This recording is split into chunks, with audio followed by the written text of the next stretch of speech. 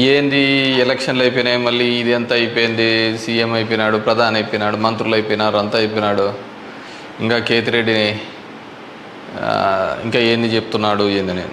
సరే, the beauty of democracy, ప్రజాస్వామ్యం వర్ధిల్లాలని పెద్ద పెద్ద స్టేట్మెంట్లు ఇస్తూ ఉంటాం, అతిపెద్ద డెమోక్రటిక్ నేషన్ అని చెప్పి చెప్తూ ఉంటాం.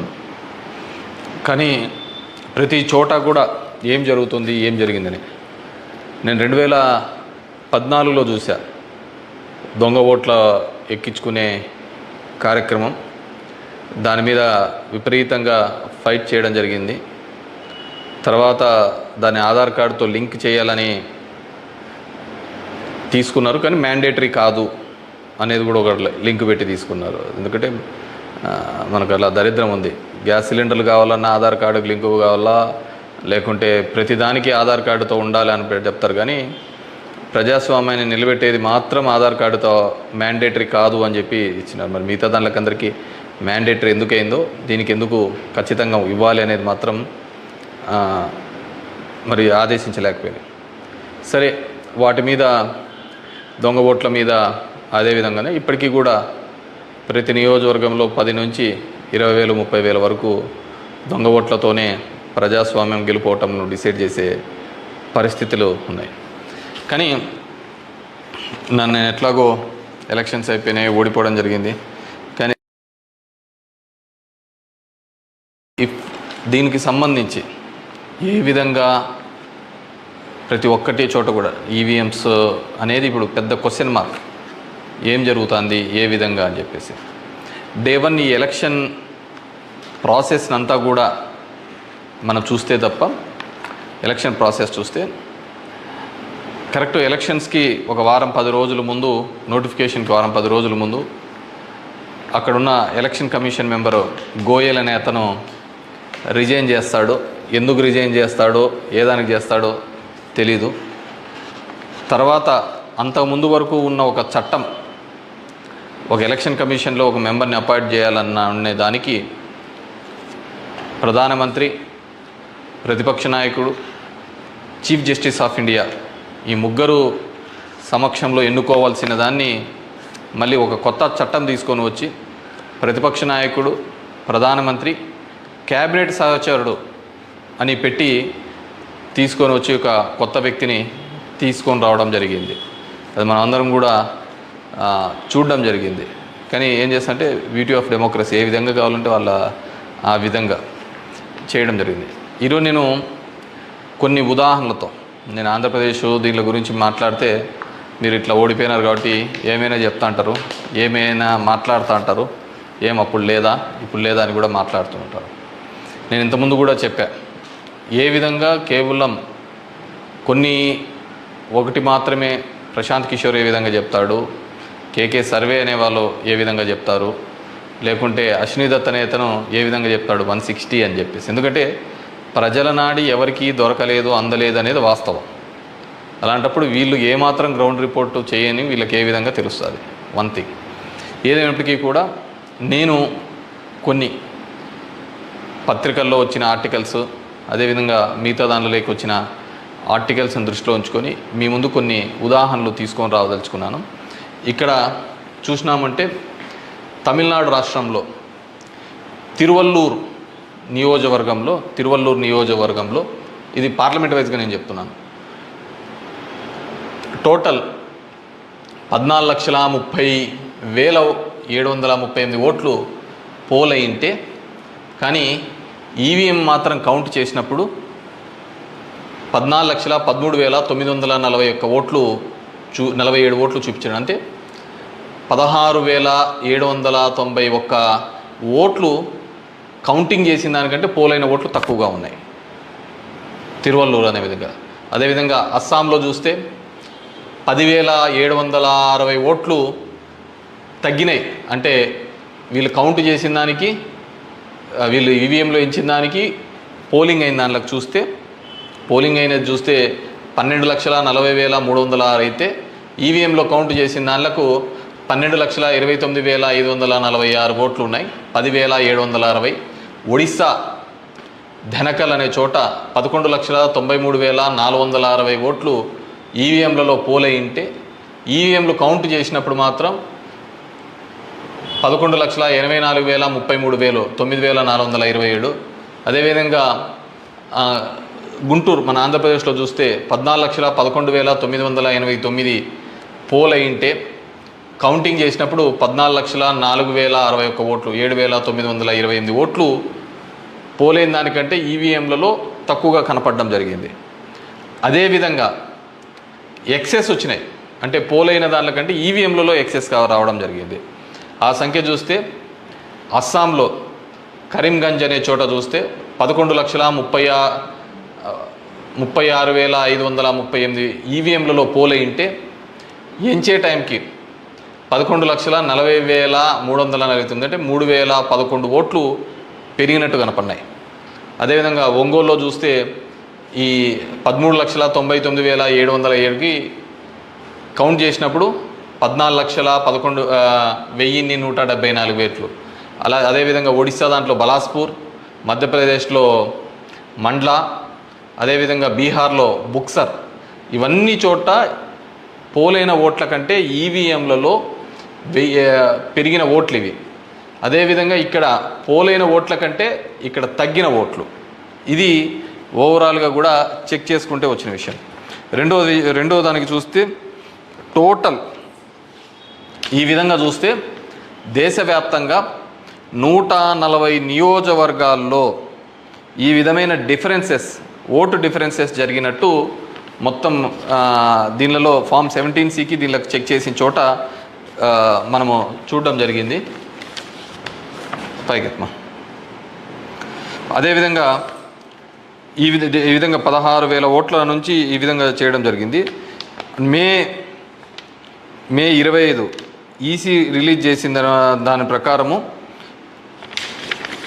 ఒక్క నిమిషం, ఇవన్నీ కూడా చిన్నవి మాక్ ఓటింగ్లలో జరిగినవి ఇవన్నీ అని చెప్పేసి వాళ్ళు చెప్పడం జరిగింది. ఇంకా ఏమంటే ఫామ్ 20 ఇంకా ఇంతవరకు ఆన్లైన్లో కూడా అప్లోడ్ కాలే. మామూలుగా ఇవన్నీ ఆన్లైన్లో అప్లోడ్ కావాల్సిన విషయం. ఎందుకో అవన్నీ చెప్పచ్చు, లక్షల మెజార్టీలలో వస్తున్నప్పుడు ఈ 1000, 2000, 3000 ఎందుకు ఈ విధంగా అని చెప్పేసి నేను దానిలో కూడా కొన్ని ఉదాహరణలు చెప్తాను. దీనిలో సంబంధించి చూస్తే మొదటిది ముంబై నార్త్ వెస్ట్ మహారాష్ట్ర దానికి సంబంధించి మొత్తం ఈవీఎంలలో పోలైన ఓట్లు 9,51,580 ఓట్లు మొత్తం పోలైనాయి. కానీ ఈవీఎంలు లెక్కేసినప్పుడు దాంట్లో 9,51,582 ఓట్లు ఈవీఎంలు మాత్రం కౌంటెడ్గా కనిపినాయి. అంటే ఆడ లెక్క చేసిన దానికి దీనిలకు సంబంధించి తేడా కనపడడం జరిగింది. కానీ అక్కడ ఏం జరిగిందంటే శివసేన యూబీటీ అభ్యర్థి డిఫీటింగ్ అమోల్ గజనాన్ అనే అతన్ని 48 ఓట్లతో మాత్రమే అక్కడ ఓడించడం జరిగింది. అదేవిధంగా సెకండ్ కేసులో చూసినాము అంటే జైపూర్ రూరల్లో రాజస్థాన్లో 12,38,818 ఓట్లు ఈవీఎంల ద్వారా పోలైంటే కానీ ఈవీఎంలలో లెక్కించినప్పుడు మాత్రం అది 12,37,966 ఓట్లుగా మాత్రమే చేయడం జరిగింది. 852 ఓట్లు అక్కడ కౌంట్ కాలే. 852 ఓట్లు అక్కడ కౌంట్ కాలేదు. బీజేపీకి సంబంధించిన రావు రాజేందర్ సింగ్ అనే అతను ఈ సీట్ని గెలవడం జరిగింది. అతను గెలిచిన దానికి మార్జిన్ 1,615 ఓట్లు, 1,615 ఓట్లతో ఆయన గెలవడం జరిగింది. 1,600. కానీ అక్కడ వచ్చిన తేడా 852. ఇది ఇట్లా మారిపోయినా ఇది ఇట్లా గెలిచిందో అంటే ఆ లోయెస్ట్ మార్జిన్. ఎందుకని థర్డ్ కేసు కంకర్ ఇన్ ఛత్తీస్గఢ్ అక్కడ పోలైన ఓట్లు 12,61,103 ఈవీఎంల ద్వారా ఓట్లు పోలైంటే ఈవీఎంల ద్వారా మనకు ఫామ్ 17లో ఇచ్చినప్పుడు ఈవీఎంల ద్వారా ఉండేది. కానీ లెక్కేసినప్పుడు 12,60,153 ఓట్లు అక్కడ కౌంటెడ్ అని 950 ఓట్లు ఆడ కౌంట్ చేయలే, మిస్ అయినాయి. ఎట్లా మిస్ అయినాయో తెలియటంలే, ఎక్కడ కనపడటంలే. దాని ద్వారా బీజేపీకి సంబంధించిన భోరరాజ్ నాగ్ అనే ఇతను గెలవడం జరిగింది. 1884 ఓట్లతో గెలవడం జరిగింది ఇతను. Fourth case Farrukhabad in Uttar Pradesh. 10,32,244 EVM ఓట్లు పోల్డ్ అయితే, కానీ ఈవీఎంలలో చెక్ చేస్తే ఫామ్ 17 ఒక విధంగా ఉంది, దీనిలో చెక్ చేస్తే 10,31,740 ఈవీఎం ఓట్స్తో ఉన్నాయి. 460 ఓట్లు కౌంట్ చేయలేదు. ముఖేష్ రాజ్పుత్ అనే అతను గెలిచినది 2,678 ఓట్లతో. ఇటు గెలుపోవటంలో కంటే మార్జిన్ కంటే అసలు ఈ ఓట్లన్నీ ఎక్కడికి పోతున్నాయి, ఎక్కడికి మిస్ అయిపోతున్నాయి. అండ్ ఈ కేసులలో చూస్తే ఇవి అసలు వీవీప్యాట్లను కౌంట్ చేయాలని, అదేవిధంగా 100% ఇవన్నీ మాల్ ఫంక్షన్గా జరుగుతున్నాయని చెప్పినా కానీ మార్జినల్ ఎల్లరని, అదేవిధంగా సర్ప్లస్ ఓట్లు ఎందుకు వచ్చినాయనే విషయాన్ని ఇంతవరకు కూడా ఎలక్షన్ కమిషన్ చెప్పలేకపోయింది. అదేవిధంగా పార్లమెంట్ వైజ్గా ఎక్కడ తగ్గినాయి, ఏ విధంగా అని చెప్పేసి ఇంతవరకు ఒక స్టేట్మెంట్, ఒక రీజనబుల్ స్టేట్మెంట్ కూడా ఇవ్వలేకపోయింది. ఈవీఎంలలో ప్రతి దానిలోనూ కూడా ప్రతి పార్లమెంటుకు సంబంధించి ఈ విధంగా తక్కువ ఎక్కువ వచ్చినట్టు కూడా వాళ్ళు చూపించలేని పరిస్థితి. ఎందుకంటే ఇది గెలుపోవటంలో సంబంధించిన సమస్య కాదు. ఎలక్షన్ కమిషన్ ఇంకా ఫామ్ 20 అనేది అప్లోడ్ కాకపోవడం, ఎలక్షన్ కమిషన్ కేవలం ఒక 10 రోజుల ముందు ఎందుకు అతను రిజైన్ చేసినాడు, ఏ కారణాల వల్ల రిజైన్ చేసినాడు, ఎన్నుకునే పద్ధతిలో పాత పద్ధతిని తీసేసి కొత్త పద్ధతి ద్వారా ఎందుకు ఎన్నుకోవాల్సి వచ్చింది, ఎందుకు మిగతా వాళ్ళందరూ కూడా చాలా అర్లీగా ఇది 400 అని ప్రిడిక్ట్ చేస్తూ ఒక భావన చెప్పడం. మనం టీవీలలో కూడా చూసినామంటే ఆంధ్రప్రదేశ్లో 9:30-10 కల్లా కూడా అసలు కౌంటింగ్లో అనేది ఒక రీజనబుల్కి రానిదే 100, 150, 120 అని ప్రొజెక్ట్ చేసినారు. అసలుకు వైసీపీ సీట్లు 25 కంటే దాటి చూపిలా. అసలుకు మొదట అర్ధ గంటలోనే మొత్తం నియోజకవర్గం అంతా ఏ విధంగా చూపిస్తారు, మొత్తం రాష్ట్రం అంతా ఏ విధంగా రిప్రజెంట్ చేస్తారు. సో ఆ విధంగా రిప్రజెంట్ చేయడానికి ఏంటంటే బేసిక్గా అక్కడున్న ఏజెంట్లు కావచ్చు, అధికారులు కావచ్చు, వన్ సైడెడ్గా పోవడం కోసం ఆ విధంగా చేసినారు. ఆ విధంగానే ఉండడంతో ఆల్మోస్ట్ వాళ్ళందరూ కూడా 10:30 నుంచి బయటికి రావడం మొదలుపెట్టినారు. ఏం జరిగింది అనేది అసలు ఎవరికే కానీ అర్థం కాలేదు. టీవీలలో చూసినాము అంటే అసలు 8:30 అంటే 9:30 కల్లా 100-150 సీట్ల లేక వచ్చేసినాయని ఎలివేషన్స్ అన్నీ ఇవ్వడం జరిగింది. సో ఏ విధంగా మీడియా ఎలక్షన్ కమిషన్ వెబ్సైట్లలో పెట్టలేదు, అక్కడ ఆ విధంగా ప్రాజెక్టు కాలేదు. కానీ వీళ్ళే మొదటే చేయడం వల్ల ఏంటంటే దానివల్ల ఏజెంట్లు అక్కడి నుంచి వెళ్ళిపోతారని చెప్పేసి, అదేవిధంగా ఉద్యోగస్తులందరూ కూడా వన్ సైడెడ్గా జరిగిపోతే ఏజెంట్లు అందరూ పోయినారంటే వీళ్ళు రాసుకునేదే రాత అయిపోతుంది కదా. సో ఆ విధంగా అబ్జల్యూట్ మెజారిటీస్ ఇదైతే అంటది. అదేవిధంగా సో ఇదంతా కూడా మనం నిజమైన ప్రజాస్వామ్యంలో దొంగ ఓట్ల మీద ఉన్నామా, లేకుంటే ఈవీఎంలో మిషనరీస్ మీద పనిచేస్తున్నామా, నాకు ఓడిపోయినానని నేను బాధతో కాదుగా చెప్తున్నానని కానీ అందుకే నేను ఆంధ్రప్రదేశ్ స్టేట్ గురించి ఎక్కడ చెప్పలే. దేశంలో జరిగినది వివిధ దీనిలలో చెప్పినది. ప్రశాంత్ భూషణ్ కూడా ఆయన సీనియర్ లాయర్గా కూడా ఆయన కూడా పోరాడుతున్న సందర్భం చూసాం. సో ఇది మనం మాట్లాడకపోతే, ఎందుకంటే మేము ఎక్కడైనా ఊర్లలో పోయినా కానీ, ఊరు నుంచి వచ్చినా కానీ, టౌన్లో కానీ మిగతా వాళ్ళన్నా మేము వేసామని చెప్తున్నారు. మరి వేసింటే ఓట్లు ఎక్కడికి పోయినాయి, ఎవరికి పోయినాయి? ఎక్కడి నుంచో వచ్చి 3,000తో గెలుస్తామని చెప్పేసి ధర్మవరంలో 2 నెలల నుంచి చెప్తున్నారు. ఏ విధంగా ఆ ఫిగర్ అచీవ్ అయ్యి 3 నెలల నుంచి చెప్తుంటారు? So it's a big question mark.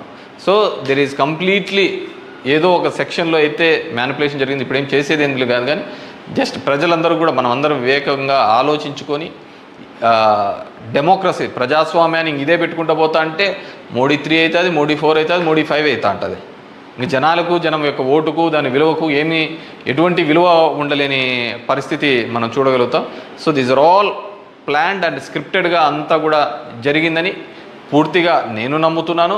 Public జనం కూడా అదే విధమైన ఆలోచనలతో ఉన్నాయని నమ్ముతున్నాను. వాట్ ఎవర్ మేబీ నాకు కూడా ఈ 5 ఏళ్ళు కూడా జనాలు మీరు ఇంకా తిరిగినే చాలు, చేసినే చాలు, ఇది చాలు అని చెప్పేసి ఒక బ్రేక్ ఇచ్చినట్టుగా ఉంది. కానీ బ్రేక్ ఇచ్చినా తప్ప నాకు రాజకీయాలు తప్ప వేరేది ఏమీ తెలియదు కాబట్టి డెఫినెట్గా నా గొంతును వినిపిస్తూనే ఉంటాను. అన్ని విధాలుగా కూడా ఎక్కడెక్కడ ఏ తప్పులు జరుగుతున్నా కానీ, అది నియోజకవర్గ వ్యాప్తంగా కావచ్చు, రాష్ట్ర వ్యాప్తంగా కావచ్చు, దేశవ్యాప్తంగా కావచ్చు, ఖచ్చితంగా ఇంకా ఇట్లా కాకుండా నేనేం వేరే వాళ్ళను బూతులు తిట్టేది ఇంకోటి ఆ అవసరం లే. జనాలకు ఎంతో కొంతమంది కన్నా సరే నాకు తెలిసిన విషయాన్ని షేర్ చేసుకోవాలనేది ఒక ఆలోచన విధానంగా అనుకున్నాను. డెఫినెట్గా ఐ విల్ కంటిన్యూ దట్. ఎందుకంటే చూస్తున్నాం అక్కడక్కడ జరిగినవి ఇవన్నీ కూడా. ఐ వాంట్ గివ్ ఎన్నుకున్న ప్రభుత్వానికి కూడా వాళ్ళకు కూడా మనం కూడా ఒక 6 months మనం కూడా టైం ఇవ్వాలి. వాళ్ళు ఏం చేస్తారు, వాళ్ళు ఇచ్చిన మాటను ఏం చేస్తారు, ఏ విధంగా కట్టుబడి ఉంటారు అనేది చూడాలి. ఎన్నెన్నో వాగ్దానాలు ధర్మవరానికి ఇచ్చినారు, రాష్ట్రానికి ఇచ్చినారు, చాలా వాగ్దానాలు ఇచ్చినారు. కాదు అవి ఎంతవరకు నెరవేరుస్తారు, లేదు కేవలం కక్ష సాధింపు చర్యలతోనే మిగిలిపోతారా, ఇవన్నిటినీ కూడా కాలమే సమాధానం చెప్తుంది. సో అప్పుడు end of the day who is the best అనే పద్ధతికి మనం అందరం కూడా మాట్లాడుకుంటామని చెప్పేసి తెలియజేసుకుంటూ, ఈ ఈవీఎంస్లో జరిగిన ప్రతి ఒక్కటి కూడా మీ దృష్టికి తీసుకొని రావాలనే ఒక ఆలోచన. నాకు తెలిసిన డిఫరెంట్ పేపర్లలో ఆర్టికల్స్ డిఫరెంట్ వాళ్ళు ఇచ్చిన ఇన్పుట్స్ ప్రకారం నేను చెప్తున్నాను. సో ప్రతి ఒక్కరికి ఓటు హక్కు కల్పిస్తానన్న ఈసీ మరి ఇన్ని టోటల్ ఓట్లు వేసిన దానిలో చూస్తే దేశవ్యాప్తంగా 362 నియోజకవర్గాల్లో 5,54,598 ఓట్లు మిస్ అయినాయి, కనపడటం లేదు. అది హెచ్చు తగ్గుల్లో కావచ్చు, దీనిలో కావచ్చు, కరెక్ట్గా రాకుండా అన్ని ఓట్లు మిస్ అయినాయి. మరి ఈ ఓట్లని ఎక్కడికి పోయినాయి? సో ఇదే పద్ధతిలోనే మొత్తం నడవాల్సిన పరిస్థితే అనేది కూడా మనమందరం కూడా ప్రజాస్వామ్యంలో ఉన్న ప్రతి ఒక్కరు కూడా మనమందరం కూడా ఆలోచించుకొని భవిష్యత్తులో దీని మీద మాట్లాడకపోతే నిశ్శబ్దంగా ఉన్నాము, వచ్చింది మన గవర్నమెంట్ ఎగలాడదామని, ఇంకోటి వచ్చింది ఇది అని చెప్పేసి వాళ్ళు చేసినారు. సరే సదరన్ పార్ట్ ఆఫ్ ఇండియాలో కొత్తగా తీసుకొని వచ్చినారు, కులం మతం అనే దాని మీద రాజకీయం తీసుకొని వచ్చినారు.